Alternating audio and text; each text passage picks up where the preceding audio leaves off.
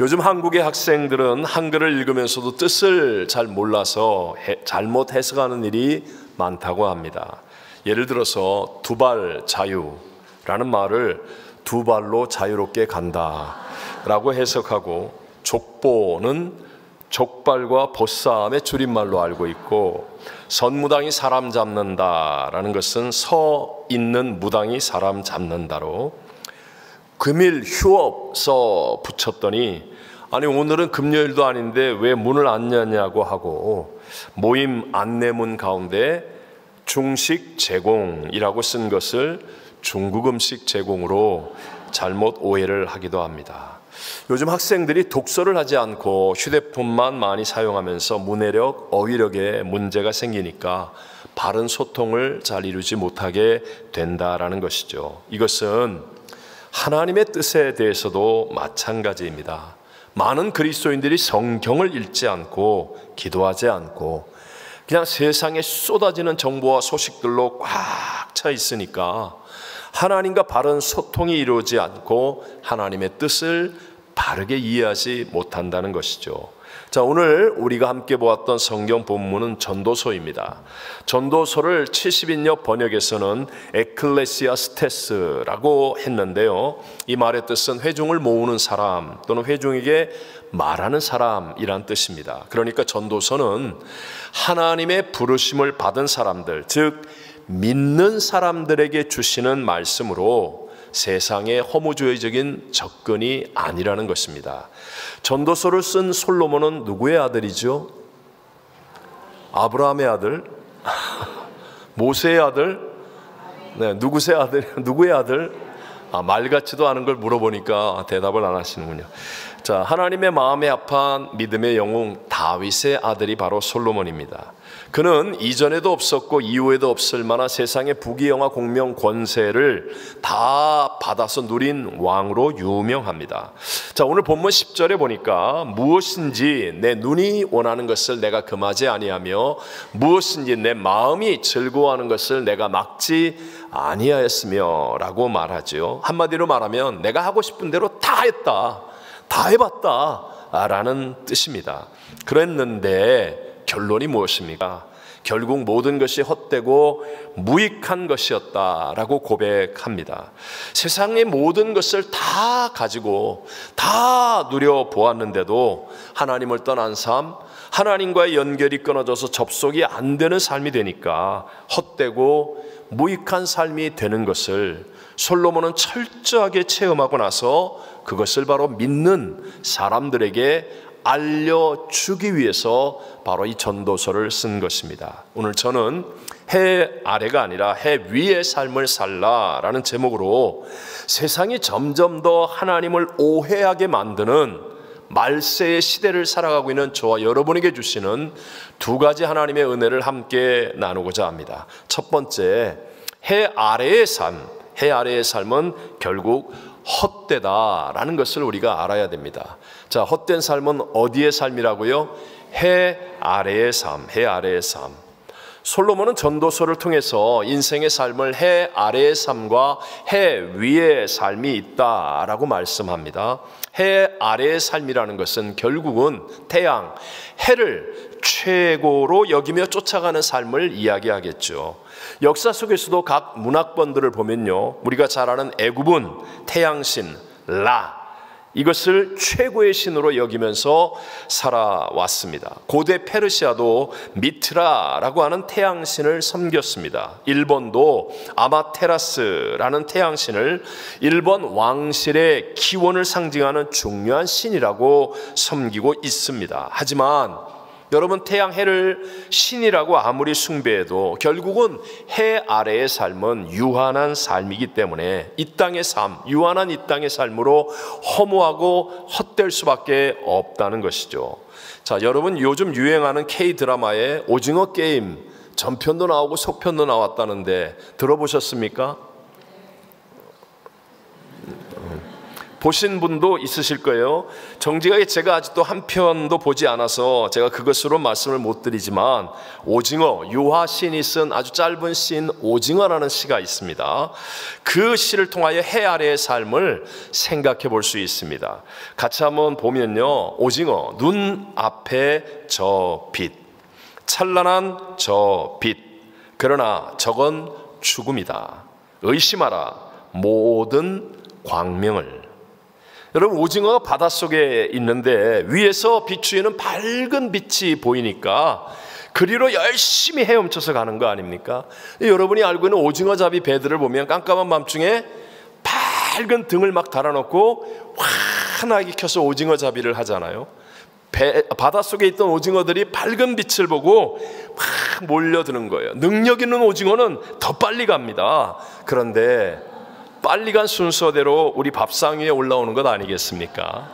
여러분, 우리의 인생도 마찬가지로 해 아래의 삶이란 이 땅에서 오징어 같은 인생을 살아간다는 것이죠. 나 배경 좋아, 나는 괜찮은 사람이야, 나 유능해, 잘났어, 그렇게 하면서 앞다투어 가지만 오징어처럼 먼저 세상의 화려함, 세상의 그 현란함에 빠져서 결국은 죄와 사망의 종이 먼저 되어버리고 마는 것입니다.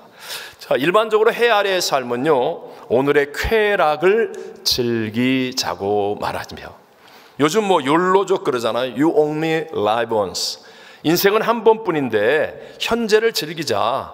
조금은 의미 있는 말 같기도 하지만 문제는요, 내일, 다음이 불행해진다는 것을 알아야 합니다. 오늘의 쾌락을 즐기면서 살면 잠깐은 좋을지 모르지만 분명히 다가오는 내일, 그리고 영생을 잃어버리는 불행한 삶이 될 수밖에 없다는 것이죠. 반대적으로 좀 생각해서 해 아래의 삶으로, 그러면 즐기는 게 아니라 내가 삶을 성취하면서 열심히 살아보자 라고 하지만, 목적이 해 위의 영생이 되지 못하면 아무리 많은 것을 성취해도 결국은 소용이 없게 되지요. 무엇보다도 그렇게 살아가는 인생은 늘 염려하고 근심하며 안식이 없는 삶을 삽니다. 여러분, 죽을 때 다 이루었다 할 수 있는 분은 딱 한 분밖에 없습니다. 누구예요? 예수님 한 분밖에 없습니다. 사망을 이기고 부활하시는 예수, 우리에게 영생 천국을 예비하실 예수님 한 분밖에는 죽음 앞에서 다 이루었다라고 고백할 수 있는 사람은 없기 때문에 그렇습니다. 그래서 여러분, 우리는 예수님께 맡기는 삶이 돼야 돼요. 내 힘으로 막 주일날에도 문 열고, 주일날에도 돈 벌고, 주일날에도 내가 이 사람 저 사람 만나고 이것저것 하면서 열심히 산다. 그거는요, 완성이 아닙니다. 정말 해 아래의 삶의 노력일 뿐이죠. 예수님께서 다 이루셨음을 믿고 하나님께 온전히 맡기고 안식하면, 그러면 내 힘으로 되지 않았던 모든 부분과 영역에까지 주님의 손길이 임하여서 완성이 더 아름답게 이루어지게 될 줄로 믿습니다.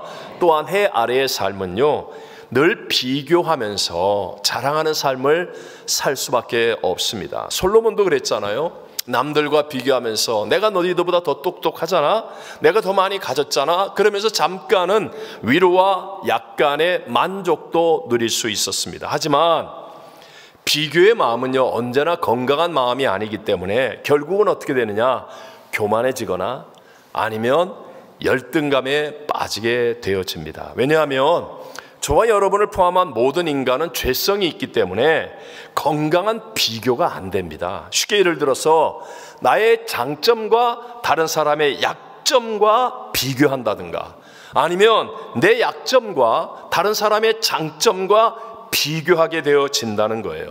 자, 예를 들어서 노래를 못 부르는 사람이 있어요. 근데 굉장히 건강하고 성실한 사람인데 자기를 조수미 씨와 비교하는 거예요. 그러면서 나는 불행해, 왜 나는 저렇게 노래를 못 불러? 조수미 씨보다 힘이 세가지고 설거지를 며칠씩 해도 끄떡없는데.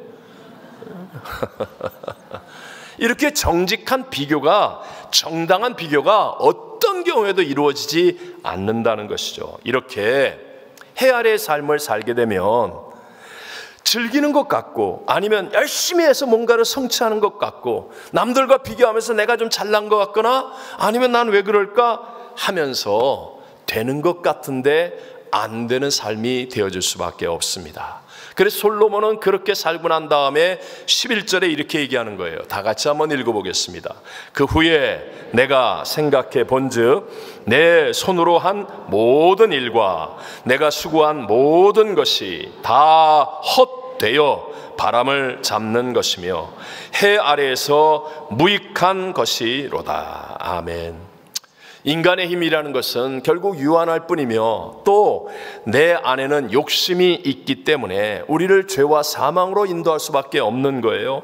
그래서 해 아래의 삶에서 내가 아무리 열심히 살아도 헛되고 무익할 뿐이다 라고 고백하는 겁니다. 지난 주간에 우리 도널드 트럼프가 전 세계 이목에 집중을 받으면서 미국의 47대 대통령으로 정말 화려하게 요란스럽게 아주 힘있게 취임했습니다. 하지만 여러분 한 번만 생각해 보십시오.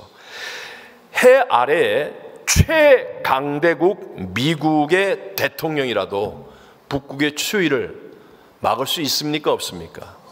없어요. 그래서 22만 명을 초청한 야외 행사를 취소하고 2만 명 이것저것 막 이런 장소 저런 장소 이런 모임 저런 모임 다 합쳐서 2만 명 수용하는 실내 행사로 바꿀 수밖에 없어요.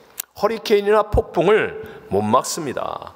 지진이나 강한 바람으로 강풍으로 발생하는 산불을 막을 수가 없습니다. 한마디로 해 아래 최고의 나라 최고의 힘의 정점에 서 있는 대통령이라도 자연의 힘 하나님의 힘을 이길 수 있다 없다?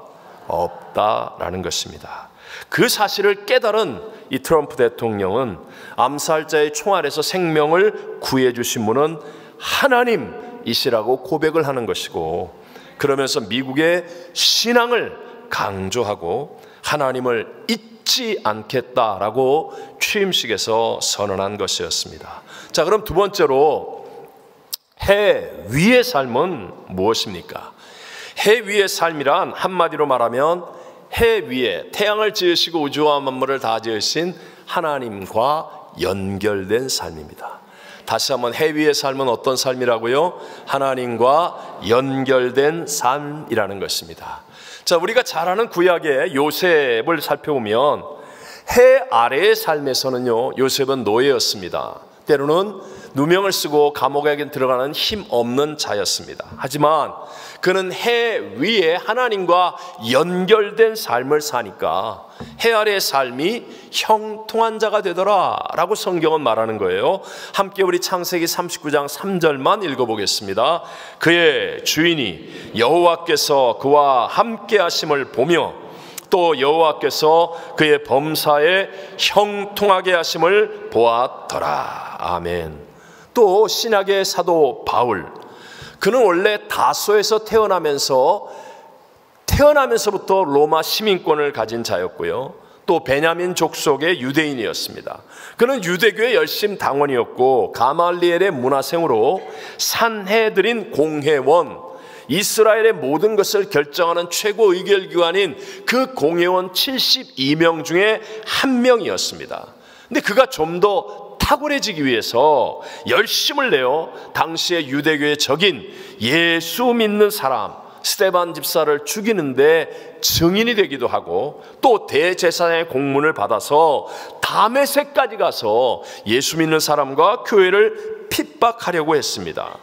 해 아래의 삶으로 그는 출세와 성공으로 아주 탄탄대로의 길을 가고 있었던 사람이라고 말할 수 있습니다. 그런데 그가 다메섹으로 가는 길에서 중동의 제일 밝은 정오의 태양보다 더 밝은 영원의 빛을 보게 됩니다. 그래서 말에서 굴러 떨어지고 눈이 멀기도 하지요. 나중에 사도 바울이 아그리빠 왕 앞에서 자기의 신앙을 간증할 때 사도행전 26장 13절에 보면 왕이여 정오가 되어 길에서 보니 하늘로부터 해보다 더 밝은 빛이 나와 내 동행들을 둘러 비추는지라 라고 그때의 상황을 얘기합니다. 그 빛은 비록 바울의 육신의 눈은 멀게 했지만 그러나 예수님의 음성을 듣게 되었고 영적인 눈이 열려지면서 해 위의 삶을 살 수 있도록 성령으로 충만하여 하나님과 연결되어지는 복을 누리게 해준 줄로 믿습니다. 여러분 명심하십시오. 해 아래의 삶은요, 내가 주인이기 때문에 내 마음대로 할 수 있어서 처음에는 좋을지 몰라도 점점 안 좋아진다는 사실을 잊지 말아야 합니다. 점점 감소되고 축소되고 약화되어지는 것이 해 아래의 삶이에요. 다른 거 어렵게 생각하지 마시고 이렇게 생각해 보세요. 여러분, 어떤 음식점 맛집을 발견했습니다. 정말 맛있는 음식을 먹었어요. 그래서 매일 가서 매일 먹는 거예요. 계속 먹으면 어떻게 될까요? 질립니다. 안 좋아집니다. 제일 좋은 물건도 그렇습니다. 처음에는 막 가슴이 설레고 새 차 타고 뭐 새 물건 사고 새 집 살고, 그러나 살아보면 점점 약화되고 싫어집니다. 우리의 몸도 그렇지 않습니까? 내가 왕년에는 그냥 후다닥 뛰어가서 차면 다 됐는데 이제는 후다닥 뛰었다고 생각했는데 몸은 안 가고 자빠져 있는 거예요.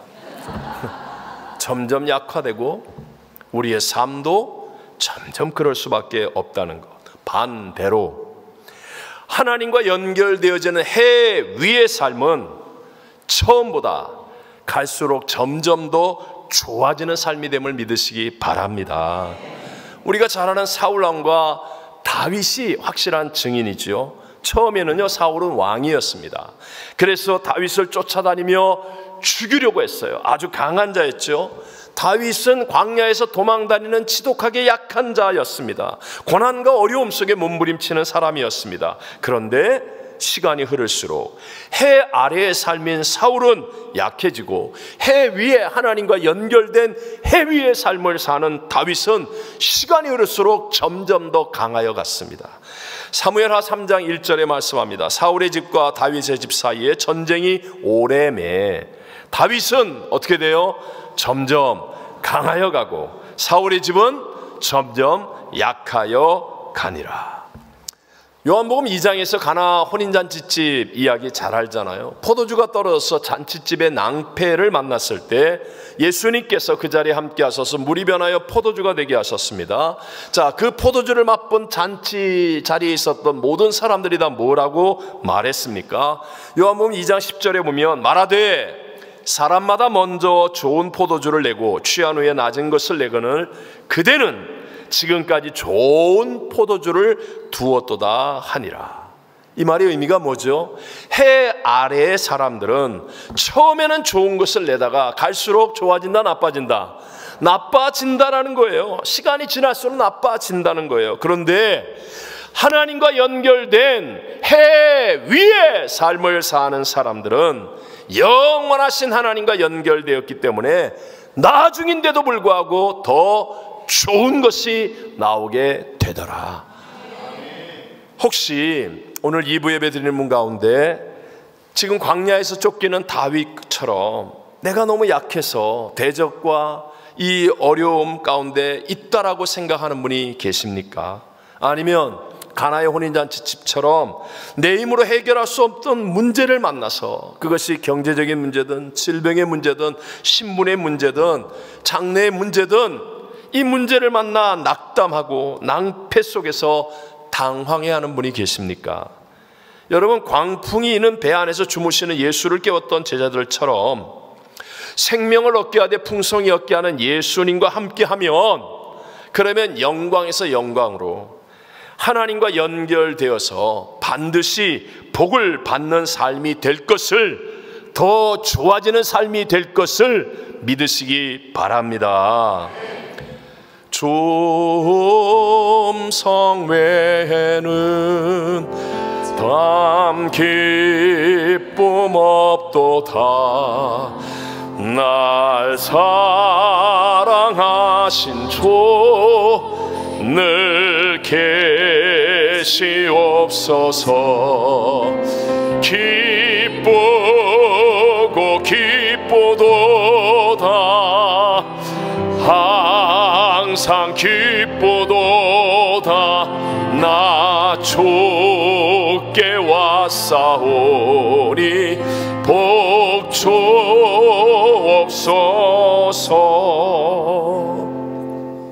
우리의 죄를 대속하셔서 우리와 하나님 사이를 연결해 주는 예수님의 십자가는 더하기 표시 아닙니까? 누구든지, 한국 사람이든 미국 사람이든 잘난 사람이든 못난 사람이든 건강한 사람이든 약한 사람이든 있는 자이든 없는 자이든 젊은 자이든 나이 많은 사람이든 누구든지 예수님을 나의 구세주로 영접하고 믿으면 우린 하나님과 연결되는 삶이 될 줄로 믿습니다. 여러분, 예수님을 믿는다는 것은 예수가 나의 주인이 된다는 거예요. 예수님을 내 주머니 안에 포켓 안에 넣고 있는 게 아니라 저 장식장 안에 넣고 내가 필요할 때는 갖다 쓰는 그게 장식품이 아니라 예수님을 나의 구세주로 영접하여 믿는다는 것은 예수님이 주인, not I but Christ가 이루어지는 삶이 되는 것입니다.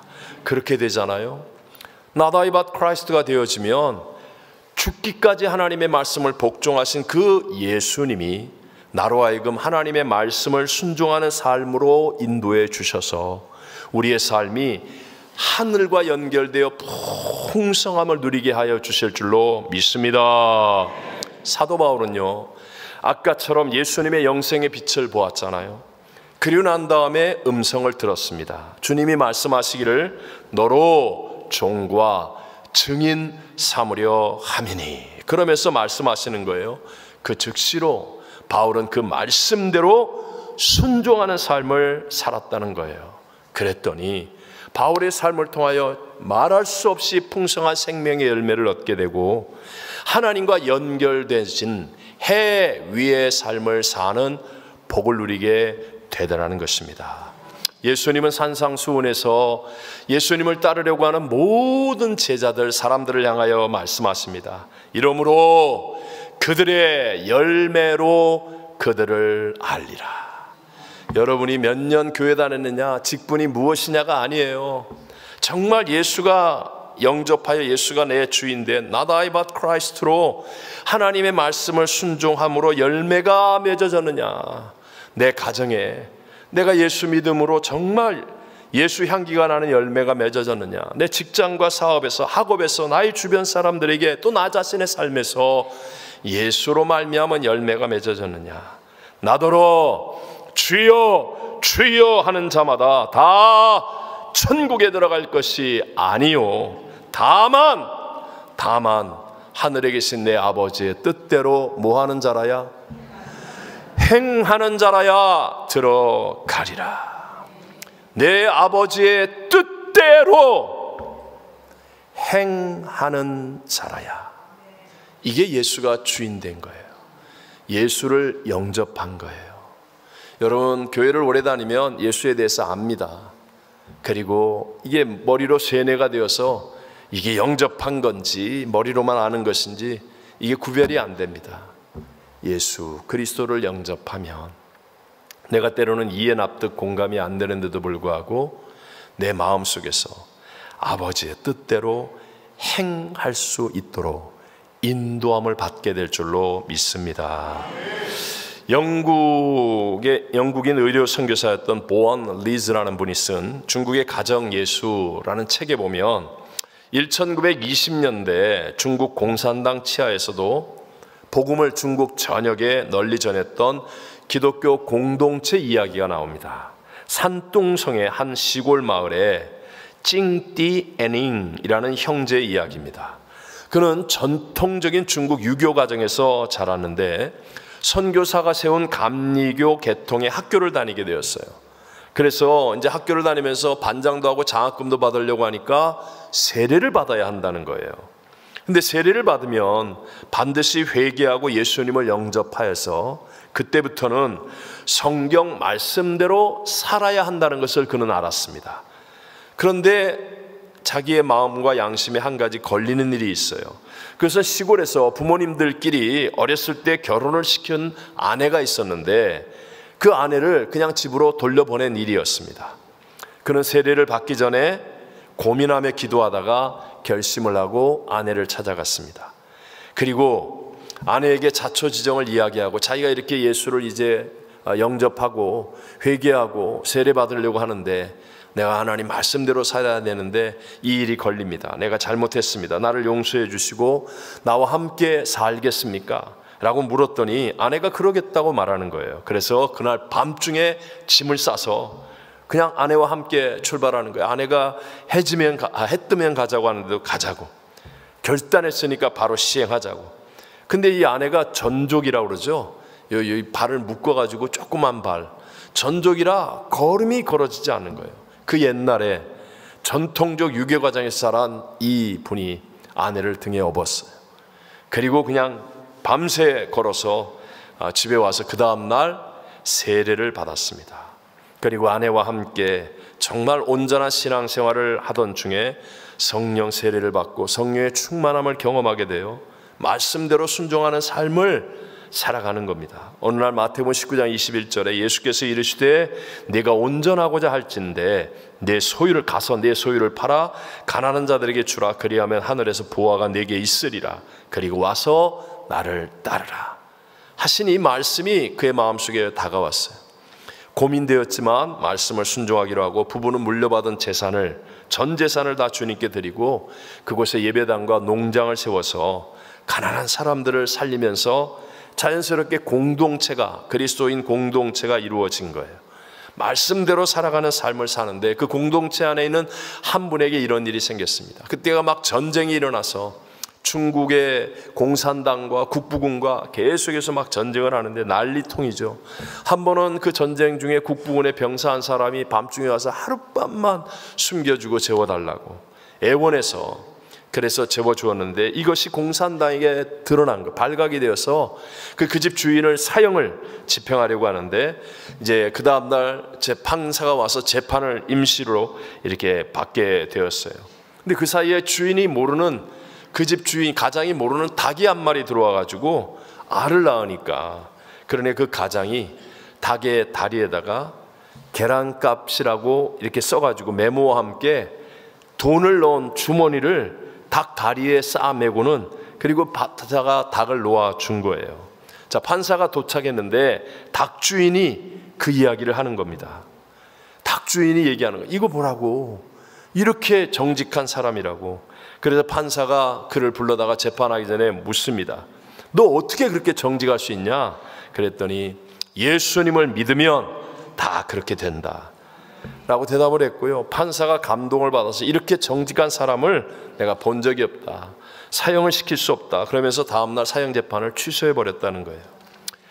이런 일화들이 너무 많은 거예요. 이 공동체에서 자라는 아이들은 게임, 오락, 장난감 전혀 없는데 그냥 마당을 청소하거나 옥수수 껍질을 벗기거나 양모에 빗질을 하는 등 소소한 노동을 하면서 함께 자라는데 찬송과 기도가 끊어지지 않아요. 이분이 찬송가, 중국 찬송가를 1000곡이 넘게 작곡을 했어요. 그러니까 막 찬송과 기도가 끊어지지 않아요. 아이들은 그 속에서 이 식사 예절, 인사, 예의범절, 기도와 찬양, 그리고 깨끗하고 단정한 옷차림으로 그냥 공산당원들까지도 다 감탄케 했다는 것입니다. 이런 자녀들이 자라 훌륭한 사람들이 많이 나와서 당시에 막 콜레라가 창궐하고 전염병이 창궐할 때도 의료 사업으로 많은 사람의 생명을 살리는 공동체로 널리 알려지게 되었습니다. 공산주의자들에게 기독교가 무엇인지 보여주기 위해서 우리를 부르신 것 같습니다 라고 그 공동체의 사람들은 고백했습니다. 여러분, 해 아래의 삶은요, 다 누린다 해도, 내가 하고 싶은 대로 다 한다 해도 결국 헛될 수밖에 없습니다. 그러나 누구든지 예수님을 믿으면 하나님과 연결이 되어서 해 위의 삶을 사는 거예요. 우리에겐 천국에 영원한 삶이 있는 줄로 믿습니다. 그리고 이 땅에서도 하나님의 말씀을 순종함으로 생명을 얻되 더 풍성히 얻게 되는 삶, 또 영광에서 영광으로 이르는 감격과 기쁨과 눈물과 영광이 점점 더 더하여지는 해 위의 삶을 살 수 있게 되는 것입니다. 나는 해 아래의 삶을 사는 사람입니까? 아니면 해 위의 삶을 사는 사람입니까?